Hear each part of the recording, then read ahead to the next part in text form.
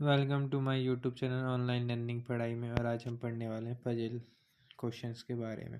तो आज का क्वेश्चन है हमारा 8 person are sitting at a circular table, some of them face towards the centre and some of them face outside the centre. X sits second to the right of T, S sits second to the right of X. The person who sits immediate left of T sit opposite to the one who sits second to the left of R. R is not an immediate neighbor of S. Z sits opposite to P.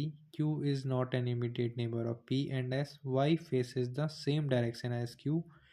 Y face the opposite direction as S. S, P and Z face same direction. Not more than 3% face outside the center. उसने क्या बोल दिया last में, not more than 3% face outside the centre, मतलब 3 लोग बाहर देखेंगे और उससे ज़्यादा लोग जो है अंदर की तरफ देखेंगे। ठीक है, चलिए शुरुआत करते हैं अपने क्वेश्चन को।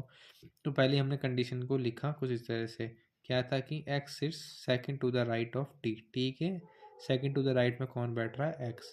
टी ये लिखा 1 और सेकंड पोजीशन पे क्या लिख दिया हमने, एक्स किसके राइट में। सेकंड वो लिखा हमने क्या, S sits second to the right of X. अब एक्स जो है वो second to the right of X के बैठ रहा है, टी एक्स बैठा टी के, तो एक्स इधर हो गया राइट राइट। ठीक है, थर्ड में लिखा हमने the person who sits immediate left of T sit opposite to the one who sit second to the left of R. ठीक है, जो person opposite to the left वो बैठेगा उसके, ठीक है, वो क्या है उसके अपोजिट होगा आर के लेफ्ट के, आर के लेफ्ट के। ठीक है, अब हमारी अगली कंडीशन क्या है, R is T seat opposite to the one who sit R is not an immediate neighbour of S. R जो है वो इमीडिएट नेबर नहीं होना चाहिए एस का। ठीक है, Z sits opposite to P, Z जो बैठेगा वो अपोजिट है किसके, पी के। Q is not an immediate neighbour of P and S, Q जो होगा पी एंड उसका नेबर नहीं होगा। यहाँ पे हमने वाली कंडीशंस लिख ली। ठीक है,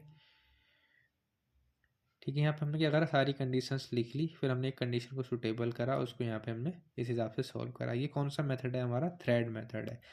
ऐसे क्वेश्चन को सॉल्व करने के लिए हम थ्रेड मेथड का यूज़ करते हैं। ठीक है, ये इजीली, इससे क्वेश्चन क्या है हमारे जल्दी सॉल्व हो जाते हैं और इससे हमें आइडिया लग जाता है कि कैसे कैसे सॉल्व करना है। आप इसमें कहीं पे भी वैल्यू लेके चल सकते हैं, आप किसी एक कंडीशन को उठा सकते हैं जिससे आपको लगता है कि इस वाली कंडीशन क्वेश्चन को सॉल्व कर सकते हैं, उस कंडीशन के जरिए आप इस वाले क्वेश्चन को अप्लाई करके उस कंडीशन को, इस क्वेश्चन को सॉल्व कर सकते हैं। ठीक है, तो यहाँ पे क्या करा कि 3 आउटसाइड हो गए और बाकी सारी इनसाइड वाली हो गई। तो कितने हो गए, 3 और 2 5, 5 लोग इनसाइड हो गए और 3 बाहर की तरफ हो गए। Thank you.